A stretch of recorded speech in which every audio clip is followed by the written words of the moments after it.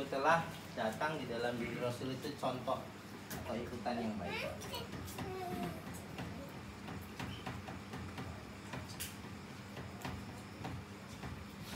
Artinya beragama ini kita memang tidak boleh melihat dan mencontoh siapapun, termasuk mencontoh dan melihat yang ngomong, ya, karena yang ngomong bukan roh Rasul. Wajar kalau kadang-kadang ada hal-hal yang kurang berkenan di hatimu, itu wahab, wajar.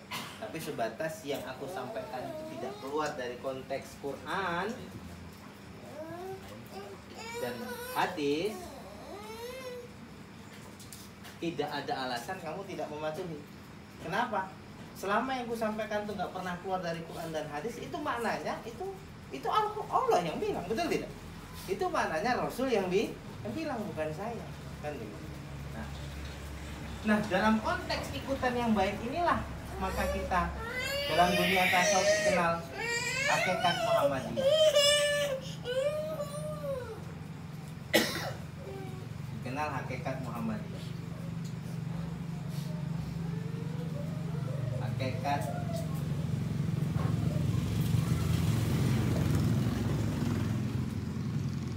Hakikat Muhammadiyah itu ya kata lain dari uswatun hasanah, ikutan yang baik Muhammadiyah. Atau apalagi istilahnya Nur Muhammad. Apalagi istilahnya insan kami, manusia sempurna, kan Rasulullah. Terserah apapun istilah yang mau kita gunakan, mau hakikat Muhammadiyah, Nur Muhammad, atau insan kamil, terserah. Tapi itu sebenarnya adalah esensi dari uswatun hasanah. Karena memang cuma beliaulah yang bisa dicontoh dan bisa dilihat. Nah, kita kasih istilah lain minggu kemarin, bingkai Muhammad. Jangan keluar dari bingkai Muhammad.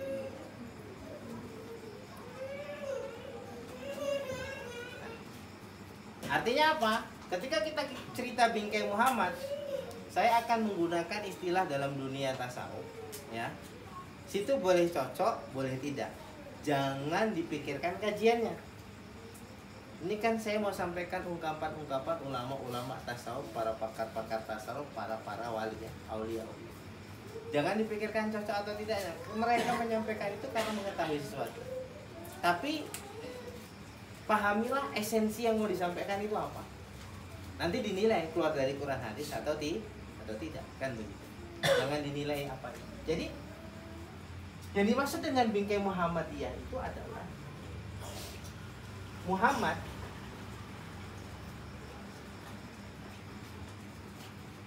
asal katanya itu ya Ahmad. Kata ahli tasawuf, Ahmad berasal dari Ahad. Maka orang tasawuf meyakini, para sufi meyakini Rasulullah itu adalah semuanya Allah dalam bentuk wujud. Dari Ahad, Ahad ini apa? Ahad ini sifat Allah. Ahad ini adalah sifatnya Allah. Salah satu sifat Allah kan? Al-Malikul, dari Asmaul Husna, ya. Salah satu sifat Allah di sifat 20 juga wahdaniyah. Nah, Ahad ini ketika dia menjadi sifat 20 wahdaniyah. Jadi damba komukolapan tudil hawadisi kiamuhu binafsi wahdaniyah.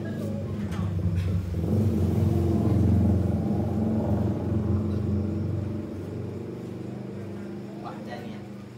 Asal katanya Ahad, sifat Allah. Jadi saya bilang sifat dari begitu banyak sifat Allah, dari begitu banyak sifat Allah, ada 20 ya. Wujud, kidam, bakom, mukhalafatul hawadis, qiyamuhu binafsihi, wahdaniyat, qudrat, iradat, ilmun, hayun, sama, basor, ya kan?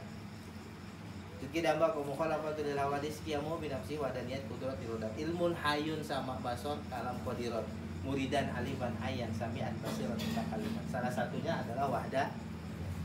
Dari sifat Allah yang 20 itu termasuk dari Asmaul Husna. Nah, kita rangkum antara sifat Allah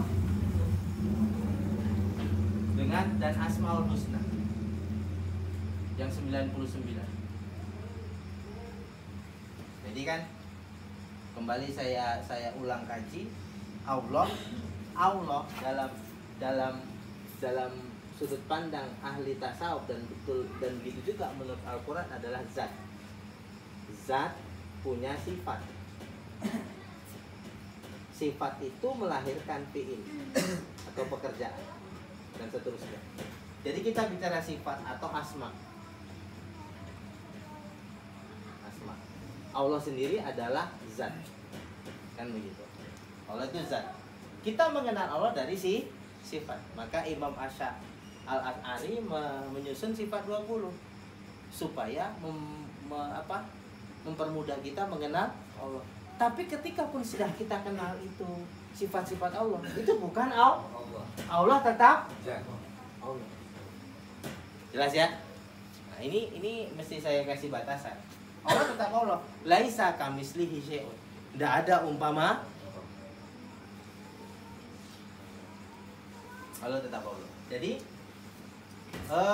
dari sifat dan asma ini, semuanya ahadlah sifat yang hampir mewakili Allah sebagai zat yang paling kelop. Ahadlah sifat yang paling dekat dengan Allah. Jadi kan ini kan ada 20 ya. Ini kan ada 20 tambah 99 Asmaul Husna. Dari semua itu sifat ahadlah yang paling dekat dengan Allah. Pun ketika sudah kita kenal sifat ahad itu juga bukan Allah. Allah tetap Allah. Kita pisahkan itu. Nah, itu perlu saya pahamkan. Ahadlah sifat yang paling dekat. Maka ketika Allah mengenalkan dirinya kepada Da'sur yang pada waktu itu mengulurkan pedangnya di leher Rasulullah Shallallahu Alaihi Wasallam, man bada'aka bihadas sayf ya Muhammad, siapa yang bisa menghalangimu dari pedangku ini Muhammad? Rasul kan bangun bilang Allah. Siapa itu Allah? Kata Da'sur. Turun Quran surat Al-Ikhlas. Peristiwa itu asbabun nuzul turunnya Quran surat Al-Ikhlas. Qul huwallahu ahad. Kita tulis dulu.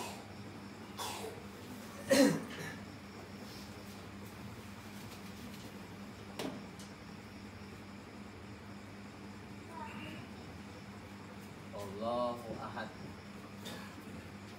Allahus somad. Lam yalid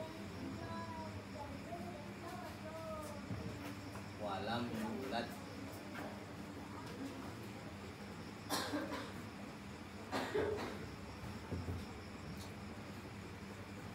walam yakun lahu kufuwan.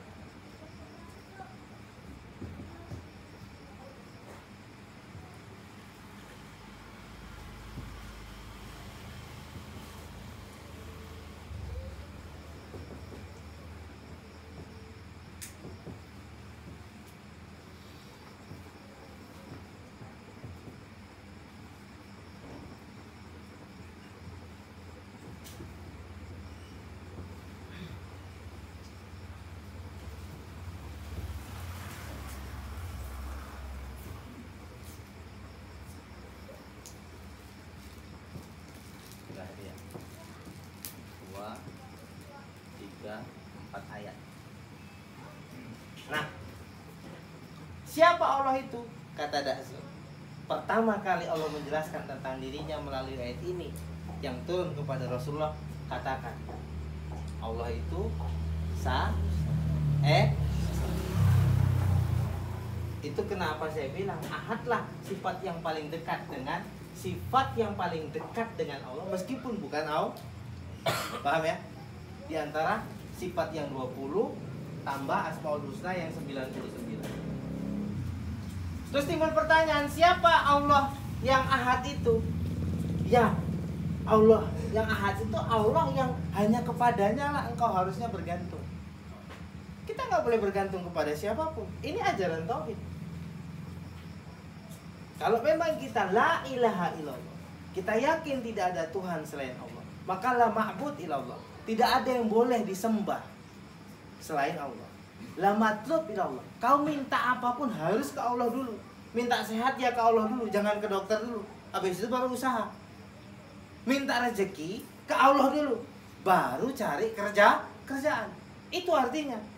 Karena Allah harus didulukan. Yang ahad itu yang didulukan. Di nomor satu kan. Cara nomor satukannya bagaimana? Allahu somad.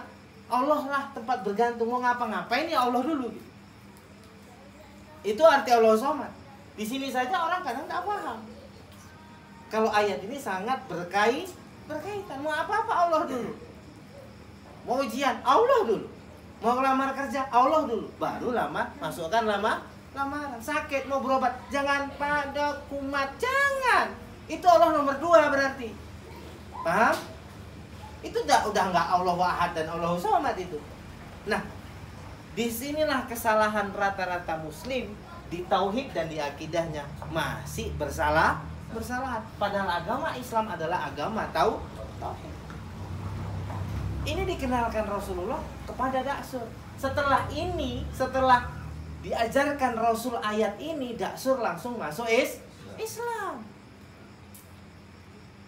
Kan begitu. Allah tempat bergantung. Apa arti Allah tempat bergantung itu? Lam yalid wa lam yulad. Tidak beranak dan tidak diperanakan. Apa maksudnya? Beranak dan diperanakan adalah kata lain dari kausalitas. Apa itu kausalitas? Sebab akibat. Hadirnya, adanya Allah. Allah tidak beranak dan tidak peranakan. Dia ada bukan karena sesuatu. Nah, itu menjelaskan lagi tentang kepada yang satu ini dan kemari kau bergantung. Kenapa? Karena selain dia, selain Allah, itu dihadirkan karena sesuatu. Betul tidak? Selain Allah itu hadirnya karena sesuatu. Allah cuman yang hadirnya bukan karena sesuatu. Hadir. Dia sebab segala sesuatu. Betul tidak? Kalau kita hadir karena akibat. Kita hadirkan karena akibat. Akibat orang tua. Kita lahir. Dan sebab kita, anak kita. Paham ya? Maka kalau kita minta tolong sama makhluk, kita bergantung kepada makhluk, kita akan kecewa.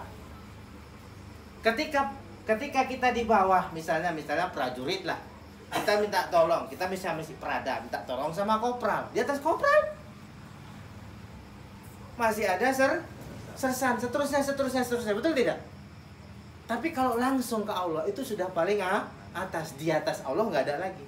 Maka orang yang menyerahkan hidupnya kepada Allah, wa mahyaya wa mamati lillahi rabbil alamin, pada dasarnya orang itu telah menyerahkan dirinya pada kekuatan absolut mutlak di atas muka bumi ini, yang nggak ada kekuatan lagi di atas. Karena Allah itu lam yalid wa lam yulad. Dia itu memang di atas dan nggak ada di atasnya. Kalau kopral di atasnya sersan di atas, kan begitu sih. Allah itu lepas dari kausalitas ini. Tapi kalau kita bergantung kepada makhluk itu hadir karena sebab akibat. Dia punya kehebatan dan kemampuan. Kehebatannya itu disebabkan sesuatu. Kalau sebabnya hilang, hebatnya hilang. Betul tidak? Allah hebat tanpa sebab. Allah hebat itu memang hebat. Paham ya? Nah, walam yakul lahu kufuwan ahad. Itu lebih menjelaskan lagi. Dan tidak ada sekutu, tidak ada yang setara, tidak ada yang sehebat Allah. Tidak ada yang sesayang Allah. Oh, si Polan sayang sama aku, suamiku sayang, istriku sayang, orang tuaku sayang. Sahabat, sayangnya istrimu, sayangnya suamimu, sayangnya orang tuamu itu sebetulnya sayangnya Allah pada dirimu. Hakikatnya seperti itu. Manusia tidak punya sifat sayang. Yang punya sifat kasih sayang itu Allah. Apa buktinya? Bismillahirrahmanirrahim. Nah, Allah yang punya kasih sayang, bukan kita. Karena kasih sayang Allah itulah maka orang tua menyayangi kita. Adik kakak kita menyayangi kita, suami istri kita menyayangi kita, anak-anak menyayangi kita. Itu karena kasih sayang Allah. Jangan kita samakan. Esensinya itu Allah. Berangkat dari yang satu itulah tempat bergantung. Yang satu tidak ada hubungannya sama sebab akibat. Yang satu itu tidak ada setaranya. Nah, ini tauhid. Nah, yang paham ini, ya kan? Dan ini si ahad, Allah dalam konsep ahad ini kan konsep ahad. Allah dalam konsep ahad ini mengutus utusan. Saya tim ba'di hismuhu Ahmad.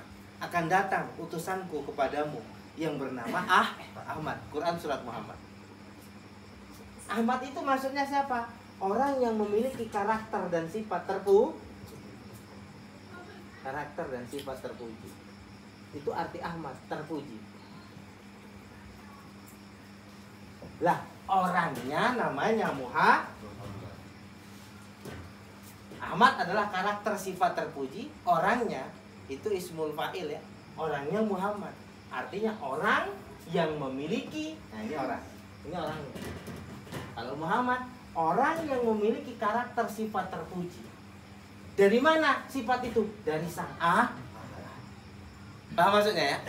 Nah, ini istilah dalam dunia tasawuf. Dari sang ahad. Ahad itu siapa? Ahad itu sifatnya Allah. Meskipun bukan Allah. Itu kan harus dipisahkan.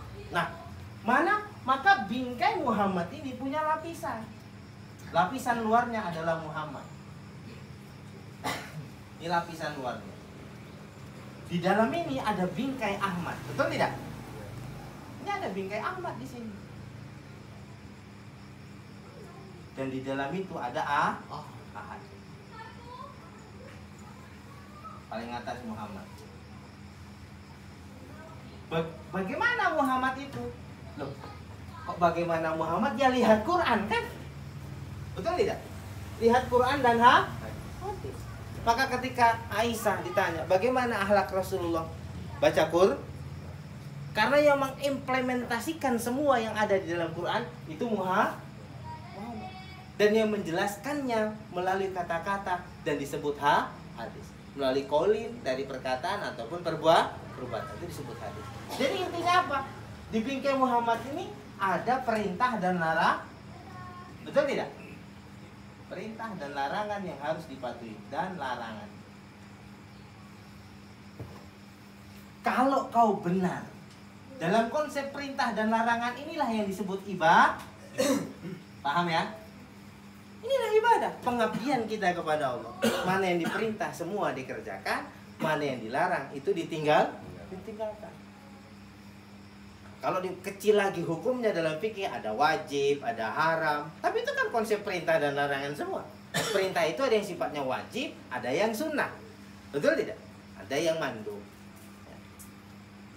Nah di sini hukum hakam semua di situ. Isinya ini perintah dan larangan. Inilah ibadah Muhammad. Nah, ibadah yang dikerjakan dengan benar akan melahirkan Ahmad. Karakter apa itu Ahmad? Yaitu tadi sahal. Nah, paham ya? Sahal, qorib, layin, dan satu lagi hayyin. Nah, ini dia maksud saya yang mau saya bahas tadi. Ini di dalam bingkai Muhammad, di karakter Ahmad. Ini kan karakter terpuji. Paham ya? Sifat sahal, sifat qorib, sifat lain, sifat hayyin, ini kan sifat-sifat terpuji. Itulah Ahmad. Nah, akhirnya seseorang itu akan menyadari sifat ini bukan sifat dia, tapi berasal dari sifat Allah. Maka seperti yang kita lihat tadi, orang yang sampai ke titik ahad, dia apa? Allah. Oh, semuanya Allah. Itu prosesnya. Nah, ketika dia sudah melihat dari ujung rambut sampai ujung kaki semuanya Allah, itulah tauhid. Karena dia tidak melihat ada yang datang dari selain, semua datang dari ahadiyah. Jadi ini ada proses Muhammadiyah dulu. Setelah proses Muhammadiyah ada proses Ahmadiyah. Bukan Ahmadiyah aliran ya. Nanti pikirmu masuk aliran Ahmadiyah. Terakhir proses ahadiyah. Nah, akhirnya untuk ke dalam, inilah proses tauhid. Meninggalkan yang selain Allah. Muhammad itu selain menanggalkan diri. Ahmadiyah itu bentuk daripada di karakter yang baik itu. Menunggalkan Allah sendiri di mana? Wallahu a'lam bis. Paham ya? Kita cuma bisa sampai ke titik sifat ahad ini, sifat yang paling terdekat, yang membuat kita dekat dengan Allah. Kalau betul-betul kita aplikasikan itu di dalam hidup kita. Kita nggak berharap kepada selain Allah, nggak minta kepada selain Allah, menomorsatukan Allah. Kalau itu ahad di sini, alif berdiri, kita akan merasakan ayat yang menyebutkan wa huwa ma'akum aina ma kuntum. Allah bersamamu dimanapun engkau berada. Dan gak ada susah, tidak ada derita. Inilah yang disebut bingkai muha. Nah, ini berangkat dari mana sifat ini? Apa muncul begitu saja? Tidak. Dari pendidikan. Sahabat, kita kan tiap malam cerita di sini, yang kita bahas yang mana? Yang Ahmadiyah. Kalau Muhammadiyah, kau bisa baca buku fikih, betul tidak? Baca buku fikih, baca Quran, baca hadis, itu Muhammadiyah. Perintah larangan jelas kok. Masa nggak pada paham? Saya yakin semua ngerti mana yang diperintah dan mana yang dilarang. Kesusahan orang kan menimbulkan karakter Ahmadiyah, betul tidak? Karena Ahmadiyah ini bicara rohani, jiwa. Kalau ini jasmani, Muhammadiyah itu nama fisiknya. Nama ruhnya Ahmad. Sumbernya ahad. Jelas kan? Karena innalillah wa inna ilaihi. Setiap ruh aslinya dari Allah. Wa nafakhtu fihi min ruhi. Aku hembuskan ruhku ke dalam rahim ibumu. Itulah ahad. Jelas ya? Jelas ya? Jelas terserah. Capek nggak jelas bukan? Ini kan kita cari gambaran yang paling. Nah, dan ini jangan ketukar sahabat. Kadang-kadang Ahmadiyah dibawa keluar. Itulah orang yang belajar tapi tidak paham. Terus nggak sembah. Ahadnya dibawa keluar. Paham ya? Oh, sembah Allah. Loh, masa Allah nyembah Allah? Nah, itulah ahadnya dibawa. Padahal dia pun tak paham. Ahad itu bukan Allah. Itu masih sifat. Nah ini kejawen dan lain sebagainya cuman iling. Itu kan pemahaman dia pada ahad ditampilkan keluar. Boleh tidak? Tak boleh. Nah, yang di dalam tetap di dalam. Ini kan ahadiyah menyembunyikan Allah, betul tidak? Di dalam ahadiyah inilah ketika engkau sudah bisa menunggalkan, barulah kau bisa merasakan keberadaan Allah. Dan itu secret ya, rahasia yang hanya bisa dirasakan bagi orang-orang yang menjalani proses ini dengan benar. Maka tidak ada hakikat tanpa syariat. Pintu pertama wajib syariat yang dikerjakan berulang-ulang. Salat 5 waktu yang dikerjakan dengan tulus ikhlas berulang-ulang. Tambah duhanya, tambah tahajudnya. Mudah-mudahan menghadirkan karakter ini. Terbukti nggak kalau dengan ibadah benar itu bisa menimbulkan karakter ini? Ada buktinya. Habis Jumat kemarin kita sudah melihat orangnya yang jiwanya sudah mulai lembut. Loh, nggak usah kita sebut namanya, orang-orang sini tahu itu, betul tidak? Sudah mulai enak, dia sudah mulai legowo, betul tidak? Karena dia sudah mengerjakannya dengan benar. Timbul nggak ini? Timbul Ahmadiyahnya nggak bisa, nggak sabar. Apakah kemudian dia akan berjaya memasuki proses ahadiyah dan menemukan rahasia terbesar Allah di dalam dirinya? Wa fi anfusikum, nggak tahu. Dalam dirimu pun ada tanda-tanda kebesaranku. Wallahu a'lam bis-shawab. Hanya Allah yang tahu. Jadi yang Muhammadiyah itu yang nggak bisa, nggak sembahyang. Yuk. Maka kata Rasulullah, man taraka sholatan muta'ammidan faqad kafara zihara. Yang meninggalkan sholat berturut-turut dengan sengaja kafir. Jangan cerita umat Muhammad. Paham ya? Mentang-mentang bicara hakikat. Hakikat itu bicara Ahmadiyah. Bicara karakter-karakter terpuji. Dan ini prosesnya begitu. Nah, ini yang disebut dengan bingkai Muhammadiyah. Jadi kemarin kita sudah cerita bingkai. Jangan cerita Islam di luar bingkai ini. Jelas ya? Ini sudah hakikat sehakikat-hakikatnya ya ini. Inilah hakikat yang sehakikat-hakikatnya. Inilah hakikat Muhammadiyah. Di luar ini hakikat setonia. Jelas ya? Di luar ini hakikat setonia. Bahkan saya tegas bilang kan semalam di khotib, eling itu tidak benar kejamin. Selesai. Tak boleh. Ingat Allah healing. Bojomu healing no. Enggak usah obat. Betul enggak? Enggak usah mangan healing aja, betul enggak ya kan? Mana bisa gitu. Ingat nasi kenyang. Lah gitu. Iya kan? Nah, ini dia. Ini dia. Nah, jadi dengan begini kan clear. Ini kaitan dengan ayat, kita kaitkan dengan hadis yang tadi, kita sinkronkan lagi dengan ayat. Ada yang bertentangan dengan Quran dan hadis? Tidak. Inilah yang harus dipahami dengan benar. Ketika orang paham ini tadi, ini tasawuf udah selesai. Ketika orang udah paham, udah selamat deh, udah tenang. Apa masalahnya? Mau Allah kok. Betul tidak? Allah. Sudahlah. Yang jadi masalah kan karena bukan belum dan bukan itu jadi masalah. Nah, kaitannya dengan pelita yang kita bahas kemarin sebelum kita bubar. Ini kan pelita. Pelita. Hakikat adalah cahaya yang timbul dalam diri. Jadi kita sholat pun bisa lebih ikhlas, lebih khusyuk, lebih tawadhu. Nah, hakikat adalah cahaya. Orang hapus lagi lah. Meskipun akalmu nggak sanggup mencatat ini, tapi aku yakin di dalam alam bawah sadarmu ini udah tercatat. Karena ini yang dibahas masalah jiwa. Jiwamu paham, yang belum paham kan dirimu. Kalau jiwamu paham ini, dirimu yang belum paham. Kalau jiwamu paham, artinya apa? Kan selalu kita bilang, suatu saat kau akan ingat gitu. Menunjukkan sebenarnya ini kan akan tersimpan di alam bawah sadarmu. Bukan tersimpan di akal, karena ini bahasa jiwa, akalmu nggak sanggup nyimpannya. Maka kalau kau ingat-ingat besok pun kau lupa. Tuh, iya. Kalaupun kau ingat, kau nggak datang lagi. Maka sengaja dibuat lupa sama Allah biar belajar terus dan nggak merasa pintar. Pas lama. Pas pulang aja. Betul nggak?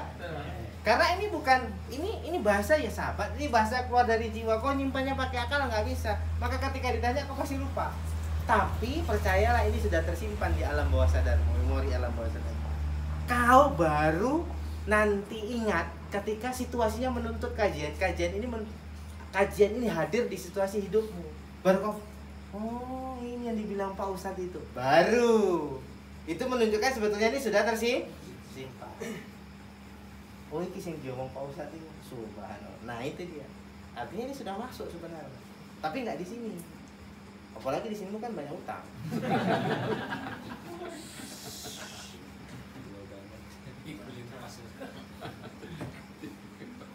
Nah, kaitannya kemudian hakikat itu kita kasih filosofi kemarin hakikat itu. Ini hakikat ya pasti Muhammadiyah ya, jangan ada yang lain ya. Ketika sudah dipahami adalah cahaya, pelita, suluh, nur, ya kan? Nur. Ini kan sebetulnya yang dicari orang dalam hidup. Karena aslinya dunia ini gelap. Betul tidak? Kenapa ada orang kaya, posisinya tinggi, semuanya punya, tapi masih gelisah? Karena dia belum punya ini. Betul tidak? Duitnya banyak, tapi jiwanya nggak, hatinya kosong dari nur Allah, dari cahaya Allah. Apalagi susah, nggak punya apa-apa, nggak kenal Tuhan, adalah kena dua kali, betul nggak? Iya kan? Susah aja, gelap luarnya gelap, luarnya gelap ini. Tapi dalamnya masih terang, masih enak. Gelap itu artinya apa? Nggak kerja, betul nggak? Nggak kerja, penghasilan pas-pasan, nggak mencukupi. Tapi di dalam masih terang, masih ada keyakinan dia kepada Allah Maha. Yang penting aku mau berusaha, masih tenang ini. Yang payah, udah ini gelap, ini petang. Itu gawat. Itu gampang dikendalikan iblis. Wes lah nyolong aja. Nyolong. Betul enggak? Ini. Nah, ada orang di luarnya terang. Wow. Mobil mewah, aset melimpah, apa segala macam, kerjaan lancar, semua oke, sehat-sehat. Tapi di dalam gelap. Hidup terus dalam ketakutan. Mau tidur, Pak, aku yang maling, Pak. Maksudnya, Mak, kita kan baru cukup 500 juta. Kok harus digambar, Pak? Diputu-putu yang kadang-kadang tuh cuma saya ngeri loh, Pak. Jadi piye, Mak? Cucu lah. Gudeg, ope gue, Mak. Karena di rumah ada duit 500. Paham ya? Jadi piye, Mak? Wes, Pak. Itu kita pagrai lah. Keliling. Keluarkanlah duitnya untuk bisa tidur? Enggak. Gue Mak turun. Gak tenang aku, Pak. Nek malingi lompat pagar. Betul tidak? Nek malingi lompat pagar, ya juga ya, Mak. Jadi piye, Mak? Ingu anjing yang besok kita, Pak. Oh enggak, belum ingu anjing. Bayar security. Wah. Dah. Udah pasang pagar, pasang gardu, taruh saku, bisa tidur? Enggak. Wes lah, Mak. Wes aman, pagar wes, Mak. Security wes apa maneh? Bapak delok berita mau nang liputan nang. Malingi kerja sama karo security. Jadi yang masuk rumah ingu anjing. Tiap bengi nggak bisa turu.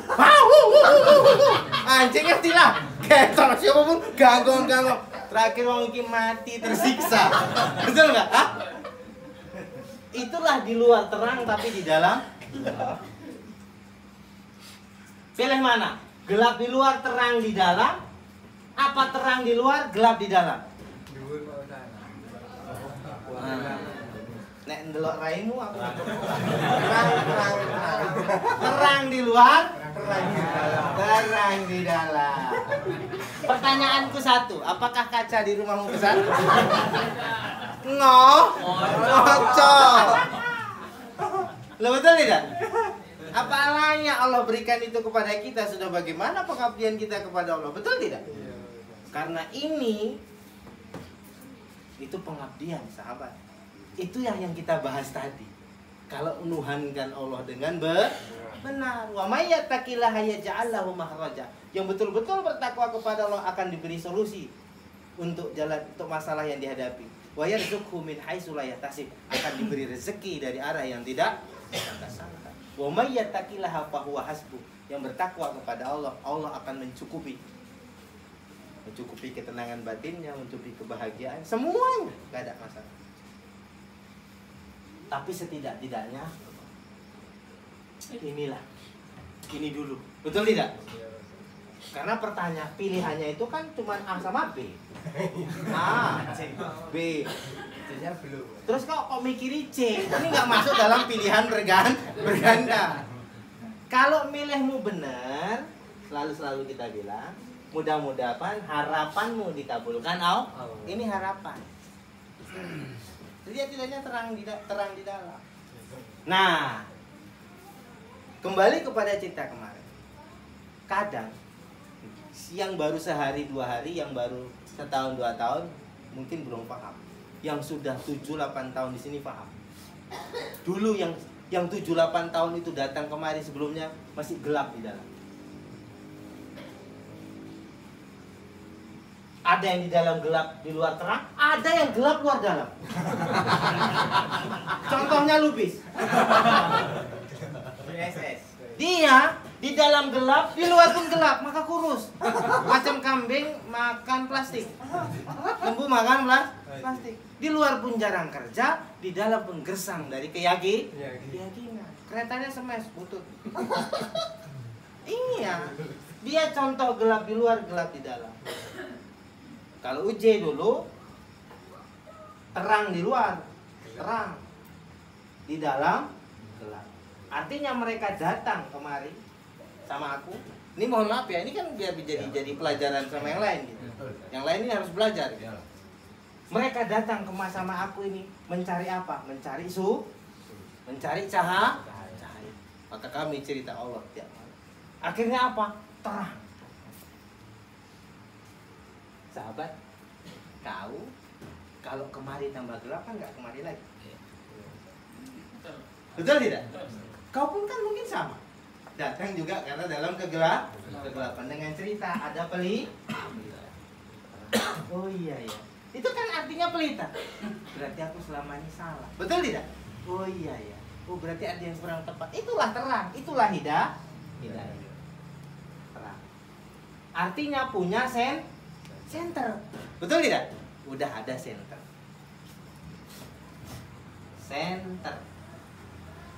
Nah, masalahnya ketika udah punya center, apa tujuan Allah ngasih center?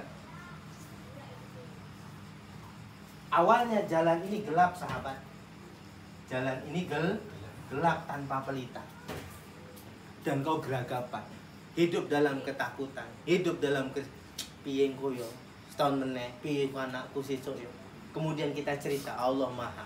Kau usah yakin setiap makhluk sudah punya perjanjian bersama Allah tentang bakal apa yang dijalani, termasuk kau, istrimu dan anakmu. Apa sanksimu? Usahakan semaksimal yang bisa kau usahakan. Terima apa yang memang sudah ditetapkan Allah. Karena kita tidak bisa merubah cerita Allah. Betul tidak? Mulai lapang, mulai ada pelita, mulai gak jadi beban. Mulai berjalan dengan pelan-pelan, ikhtiar dengan gak ada tuntutan yang bagian. Artinya sudah mulai tenang kan? Sudah punya center. Tapi permasalahan orang megang center. Allah sengaja ngasih center, ngasih pelita. Bukan saya yang ngasih sebetulnya. Allah yang ngasih ke sedulur.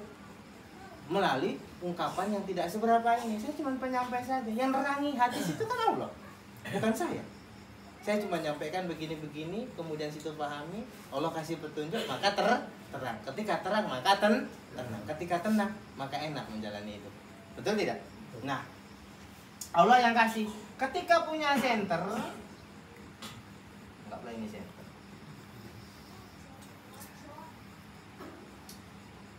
Mana ini center? Ini ya kan? Ketika punya center, kenapa Allah kasih center? Untuk apa? Center adalah hakikat. Ini hakikat. Sudah mulai paham apa arti hakikat hidup itu sebenarnya. Kau diciptakan untuk apa? Wa ma khalaqtul jinna wal insa illa tidak aku ciptakan jin dan manusia kecuali untuk beribadah kepada. Ketika sudah punya center, hakikat ini untuk nerangi apa? Center untuk nerangi apa? Jalan. Jalan bahasa Arabnya syariah.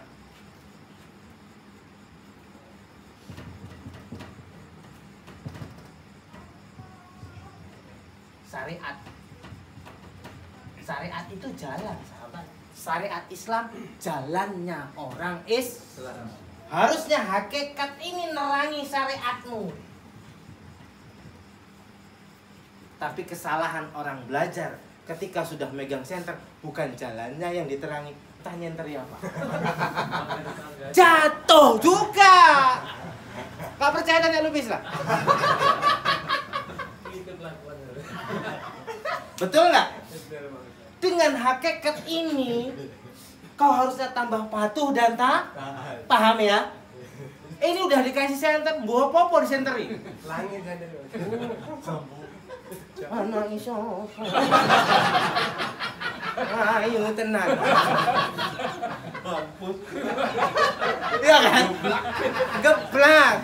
Gitu punya hakikat yang disenterin entah apa-apa. Cuma nyenteri dunia. Mau ngerok dunia. Bukan tambah patuh dan taat pada Allah. Itu kesalahan orang pegang center. Terus apa artinya dikasih senter kalau nyenter yang disenteri bukan jalan? Kepijat tai juga enggak? Masuk lubang juga enggak? Tersandung batu juga enggak? Terus apa bedanya sama enggak punya senter? Paham ya? Ini yang kemudian kita kaitkan dengan bahasa tadi malam. Kajian ini masih berhubung senter hakikatmu itu harus nerangi syariatmu. Harusnya kau tambah patuh, tambah taat sama Allah, tambah tapi bukan tambah petentengan. Mentang-mentang wis belah, nggak ngerti apa-apa kok. Siapa sih nggak ngerti? Aku pun bingung. Kau nggak ngerti apa? Kau ngerti Kang? Aku pun nggak ngerti. Ya Allah ya Rabbi. Allah alam. Oke, kita intermezzo dulu ya.